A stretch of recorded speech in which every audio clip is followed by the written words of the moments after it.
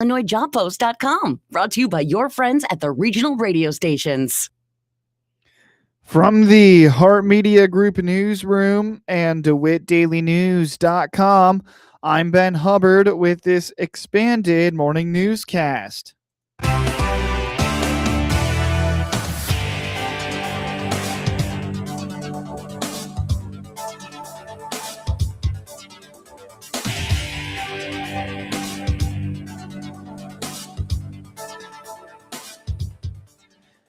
Good morning and thanks for being with us. I'm your host today, Ben Hubbard.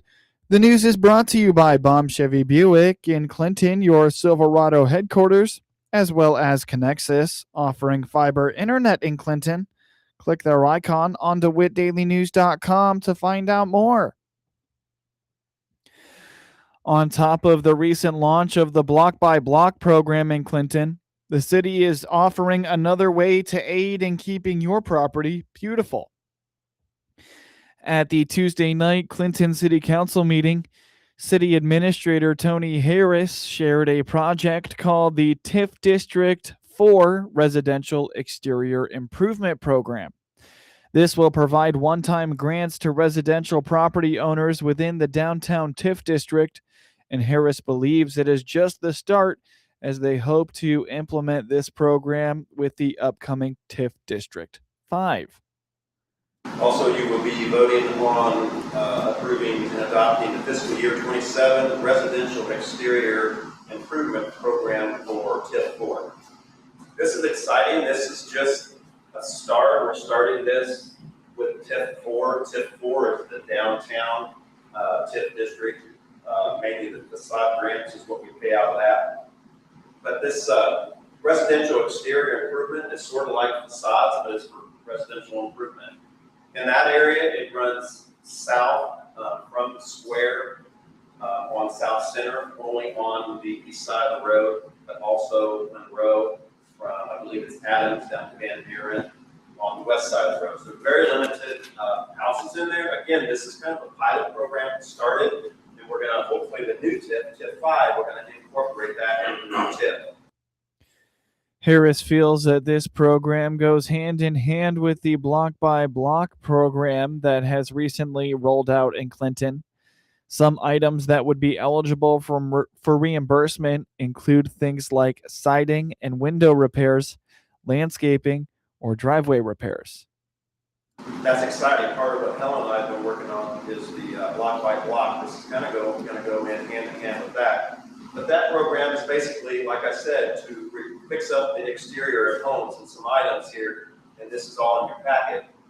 Window repair, replacement, exterior siding, repair, replacement, painting of homes, garages, sheds on properties, repair, additions of porches, steps, ramps, and other similar ADA compliant amenities, roof or fence repair, replacement, demolition of garages, sheds, or other significant deteriorated structure, landscaping, planting of trees, dead tree removal, water sewer line repair, replacement, driveway repair, replacement of existing paving, site work only. So that's just to name a few. Again, this is in the TIF 4, which is just limited housing, but hopefully we're going to incorporate this into the new TIF 5, which would be a significant amount of residential homes. The city currently has around $50,000 budgeted for the program, which Harris expects will cover a grant for 10 different homes. He noted that reimbursement covers 75% of approved costs up to $5,000. So you will be voting on that to approve that, and we want to start that immediately. I believe we have about 50 grand in the budget now, and that pays 75% of the approved up to $5,000. So we believe we have 50 grand in the budget, so that would pay for about 10 homes, up to $5,000. We're excited about that. Also at the meeting, Mayor Helen Michalossi highlighted that a handful of people have stepped up to replace the seat of the late Tom Edmonds on the city council. Anyone still interested in that must reach out to City Clerk Cameron Wilford by the end of the day today. I want to comment or make folks aware that probably Thursday, Friday of this week, I will be reaching out to the individuals who have contacted our city clerk as having interest in filling the seat left by Commissioner Edmund. So we've had some folks reach out and express interest. So I'll be reaching out to them so we can chat, and then we will take that to council probably to discuss, I'm assuming at the next meeting on August 4th. So I do appreciate all those who have and those who may still, between now and close of business tomorrow, express interest in serving out the rest of Tom's term. For those who would like to take advantage of the exterior improvement plan, Harris urges you to read the application form carefully and adhere to each of the specific requirements of the program. He adds that city staff is available to answer questions at 217-935-9438. Heartland Bank has announced that ground will be broken on its new full-service branch facility behind the current Clinton Square location on August 21st, 2026, with expectations of the branch opening in the summer of 2027. To safely accommodate construction, the existing drive-up lanes will permanently close on August 21st, 2026, and will be demolished. The branch lobby will remain open and will not be impacted during construction. During construction, customers may continue to use the ATM and night deposit at this location, as well as digital banking options such as online and mobile banking. For safe deposit box customers, the new branch will include safe deposit box services. Closer to opening, current safe deposit box holders will be contacted separately by phone, and a Heartland Bank team member will provide details regarding safe deposit box options, timing, and next steps.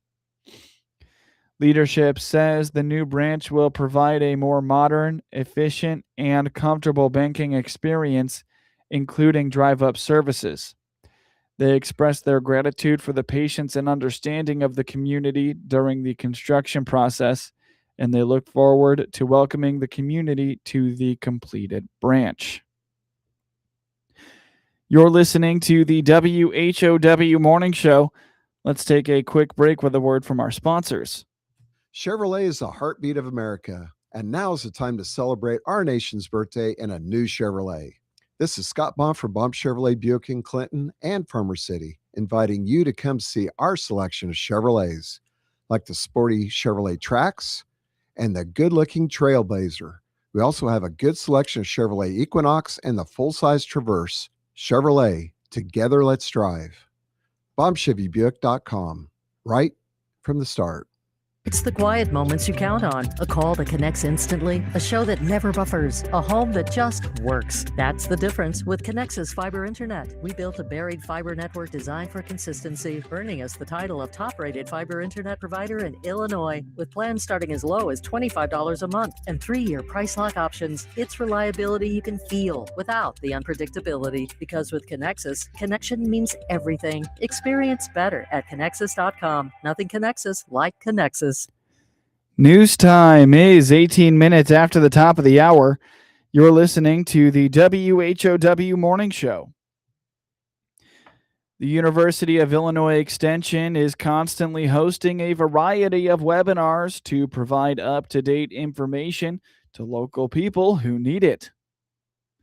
On the WHOW Morning Show Tuesday, Terry Casey, Director of the University of Illinois Extension in Logan, Menard, and Sangamon counties, told the Heart Media Group that they will be hosting a webinar on Wednesday, today, from noon to 1 p.m., all about GLP-1s like Ozempic and their side effects. Yeah, we do have what a lot of folks are interested and have questions about GLP-1s, also known by the brand name Ozempic. It's a weight loss medication that's become extremely popular. And a lot of folks are curious about it, wanting to know, is this potentially something I want to talk to my doctor about? So this webinar is just going to give a brush up on things, let people kind of know an overview, some of the latest information and research, and that's on July 22nd, and it's from noon until 1 p.m. and it's online, so you can just tune in from anywhere, and it's 100% free. And at the seminar, you're going to learn about any potential side effects that are known at this time, questions about long-term use, because we know it's pretty new. So folks are, curious about what are the long-term implications, how the drug affects the body during and after treatment, and then also things about access, affordability, and then just people's different perspectives on weight and health. So a nice overview for folks who they're hearing about it, but they don't know a lot about it. They can learn a little more.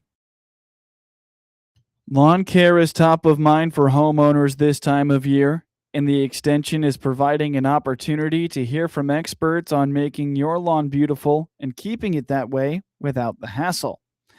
This webinar takes place on July 28th from 1:30 to 2:30 p.m. We're in the thick of summer, and things are growing, and for most of us that means our lawns. And if you can mow them between the rains, or as I say, I've bailed my yard, I think, because it got so out of control. This is just a great webinar. It's on July 28th. It's from 1:30 to 2:30. Again, it's free, and it's just steps to good lawn care. And I think it also really looks at things you can skip, because I think a lot of folks think I have to fertilize 4 times a year, or I have to water every single day. And there's lots of social media advice out there about things to do with your lawn, of some of it of interesting, origin. So this is just going to break down research-based lawn care practices, things that we know that you can, they've shown through science and studies, not just through people's thoughts and hopes and wishes and dreams. Because if I could have wished and dreamed my lawn to not have a bunch of dandelions in it, I would have done that a long time ago. But no, this is just kind of looking at things that actually have been proven to work, so people don't get frustrated trying the latest fad, and what things truly matter, what are optional, and how to choose a lawn care that fits your goals, budget, and time. Because some folks, I have a retired brother-in-law, his lawn is his passion, right? And that's great, because that's something he has the ability to do. But some of us, we're working a lot. We're lucky to get out there. There's probably ways we could have a little bit less maintenance approach and still, have an attractive lawn. So I think this is going to be a great workshop for folks who are just trying to assess what they really need to care for their lawn and what they can practically do with their lifestyle. Miller indicates that those with an interest in local ecosystems should take note of the grass identification webinar series. These sessions are from 1 to 3 p.m. and take place on July 28th, 29th, and 30th, and will cover the native grasses that can be found in local biomes. Yeah, well, we talked about grass, so now let's learn what grasses we're dealing with. So there's a 3-part series all about grass, and the series is run from 1 to 3 p.m., so it's an afternoon classes. The first one is July 28th. It's the basics of grass identification and looking at common woodland grasses. The second one is on July 29th, and it's identifying common prairie grasses that have been found and are found in the Midwest prairies.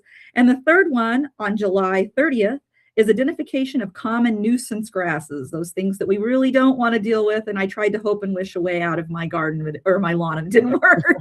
So again, it's 3 workshops. You can attend one or all 3. They're from 1 to 3, and you could sign up online, and they're 100% free. Yeah, what I recommend folks do is go to our website, extension.illinois.edu/LMS, and go to our events tab, and you'll find these workshops and all kinds of other workshops and programs we have going on. Click on it, and if you can, go ahead and sign up for it, because what you will find if you need those materials later is they often send those materials to you in advance. It's a great opportunity. And if you can't attend, and you can't, they also have contact information for the 4-H extension educators who are putting those on. So you can reach out to them for that information offline as well. Miller recommends registering for any of their webinars that you're interested in, even if you can't attend. so you can still be sent the useful resources that go with it. Learn more by visiting extension.illinois.edu/LMS. State Senator Doris Turner is announcing that applications are now being accepted for Illinois Workforce Pell, a new program aimed at expanding access to short-term job training opportunities across the state. The program builds upon the federal Pell Grant by allowing eligible students to use grant funding for short-term workforce training programs that are tied to high-demand careers. Senator Turner says expanding access to workforce training will help more students gain valuable skills for jobs that are in demand throughout Illinois. Turner, a strong supporter of career and technical education, says the program will continue helping to build a talented workforce in the future. Under the new initiative, students will have greater access to affordable training programs that lead to recognizable credentials and careers in high skill, high wage, and in demand occupations. To participate, training programs must meet strict state standards. Eligible programs are required to demonstrate strong completion and job placement rates, show employer demand for the training being offered, and maintain tuition costs that are reasonable compared to expected earnings after graduation. State officials say the program is also designed to support Illinois' broader economic development goals by ensuring training investments align with the workforce needs of employers across the state.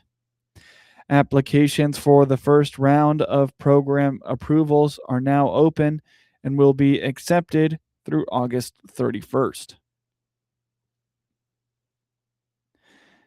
There's still time to volunteer at the Illinois Specialty Growers Association farm stand during the Illinois State Fair. Illinois Farm Bureau Associate Director of Food Systems Development, Regela Scavazzo, helps organize the effort. Well, this is a great opportunity. We ask you to volunteer for a 3.5-hour shift, so 3.5 hours. We give you a ticket, we reimburse you for parking, you get a hat, you get a t-shirt, and you get to taste all the treats. And I think what people really like is that they get to play with the slushie machine. So come join us for 3.5 hours, and then you can enjoy the fair on your own with your family. We allow volunteers 12 and up to come hang out with us for your shifts. We are open from 10 to 7 every day, Thursday through the last Sunday. And we have different shifts available each day. We absolutely still need them. You head to specialtygrowers.org. Right on the homepage, you'll find I want to be a volunteer. You click on that button and you can see all the shifts that are available. We really hope you come and join us. It's a great way to experience the fair from a different point of view. Last year during the state fair, 4,523 apple cider slushies and 5,224 peaches were sold at the farm stand. The demand continues for large animal vets in Illinois, and an Illinois Farm Bureau loan program called iVet is helping make a difference. Henry County native Emma Frank is a vet med student at Oklahoma State University. So this iVet program provides a $50,000 low interest loan for vet students that want to continue in rural Illinois. And this is a huge help for me in my vet school journey, just because of the lack of scholarships that are available to vet students. This is really the only option I've seen that I've been able to apply to get some financial help, and vet school is expensive. So this is a huge help for me. I started at Geneseo High School, and then I went straight out here to Stillwater for undergrad. And I completed that in 3 years and just finished my first year of vet school and will be starting my second this fall. Illinois Farm Bureau launched the iVet program in 2005. More information is available at ilfb.org/iVet. Get news anytime from your computer or your mobile device at DeWittDailyNews.com. That's DeWitt County's #1 source for news, sports, police blotter, obituaries, and more. Best of all, it's all free all the time, right at your fingertips. Once again, from your computer or your mobile device, anytime you need at DeWittDailyNews.com. Network news comes your way now. SRN News, I'm Rich Thomason in Washington. A close ally of President Trump, Congressman Andy Biggs, has won Arizona's Republican governor's primary. Secretary of State Rubio says Iran cannot be allowed to control the strategic Strait of Hormuz because to do so, he says, would set a very dangerous global precedent. The U.S. has carried out an 11th night of military strikes on Iran. It is one of the U.S. president's most solemn duties. Later today, President Trump to attend a dignified transfer ceremony for 4 U.S. service members recently killed in the Middle East. Large swath of the east has been pounded by severe storms, flooding rains, and fierce winds. Tropical storm Bertha expected to make landfall along Louisiana's Gulf Coast late tonight or early tomorrow morning. On Wall Street, Dow futures are down 76 points, while the NASDAQ futures are off close to 200 points. More details, srnnews.com. Now there's a new way to take charge of your blood sugar. Introducing New Garlic Healthy Blood Sugar Formula from the makers of the nation's best-selling garlic supplement. New Garlic helps maintain healthy blood sugar levels with clinically supported levels of garlic, plus a custom blend of vitamins and minerals, and it's odor-free. Take charge of your blood sugar with New Garlic Healthy Blood Sugar Formula. These statements have not been evaluated by the FDA. This product is not intended to diagnose, treat, cure, or prevent any disease. Use as directed. Lanny went to college and racked up huge debt. A little bit over $100,000. For a degree he couldn't use? Now what? I had a friend that went to my computer career. They even helped him get hired immediately after graduation. One of the things I love about IT is that you can work from anywhere you want. You could become an IT pro in just months, including cybersecurity and the basics of AI with zero experience at mycomputercareer.edu. My Computer Career, an elite CompTIA certification partner. It worked for me, and I know it can work for you. This is one student's experience. Individual results. From the Hart Media Group Sports Desk, IL Sports Wire, and DeWittDailyNews.com, I'm Ben Hubbard with this local sports report. Kumar Rocker pitched one-hit ball over 6 innings for his first win in his last 10 games. Brandon Nimmo homered among his 4 hits, and the Texas Rangers routed the Chicago White Sox 10-0 on Tuesday night. One day after receiving quite the spanking at the hands of the White Sox, the Texas Rangers returned the favor, with Noah Schultz struggling to get outs. The Rangers collected 11 hits off the rookie southpaw en route to a 10-run victory. And he hits a fly ball deep toward the corner in left. Back on it, Antonacci, and it's gone. The 2-2 pitch.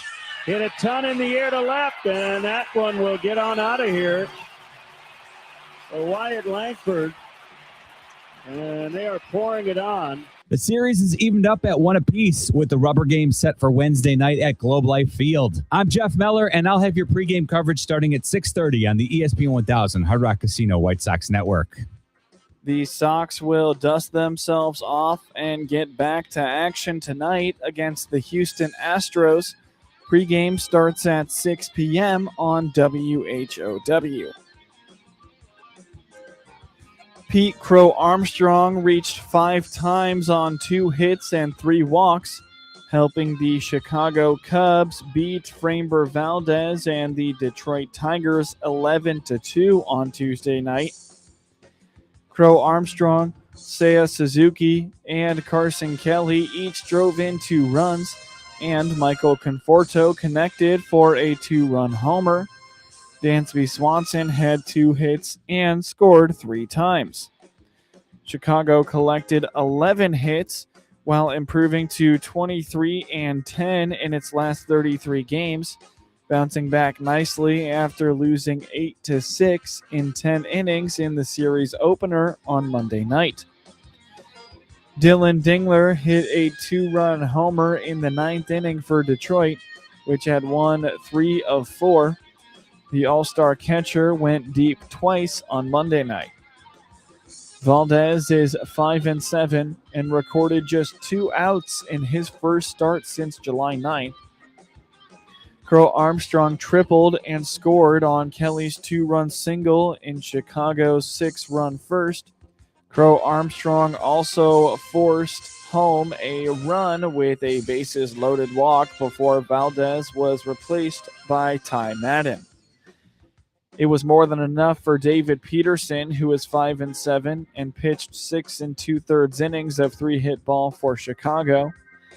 The left-hander struck out 4 and walked 1. Peterson was acquired in a June 25th trade with the New York Mets. The lefty surrendered 10 runs in his second start with the Cubs, but he has allowed 3 runs in 17 1/3 innings over his last 3 starts with his new team. Crow Armstrong added an RBI single in the 3rd, and Conforto hit his 9th homer in the 5th against Brennan Hanafy. It was Conforto's 4th pinch hit homer of the year. Madden provided a boost for Detroit's weary bullpen by pitching 3 1/3 innings of 1-run ball. Infielder Zach McKinstry and catcher Jake Rogers each got 3 outs for the Tigers. Kiter Montero is 6-5 with a 3.22 ERA and starts for Detroit in the series finale on Wednesday night.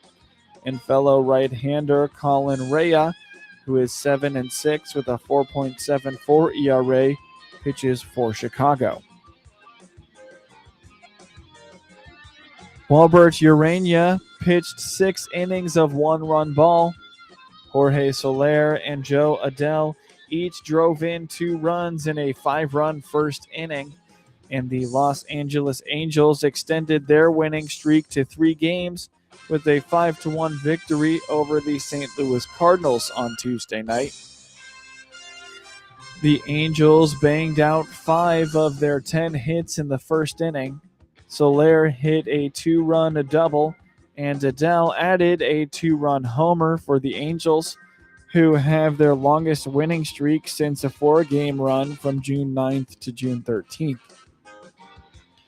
Urania is 6-7 and allowed up 6 hits, struck out 5 and walked 1 while lowering his ERA to 2.78 for the season and 2.49 in the last 14 starts since May 1st.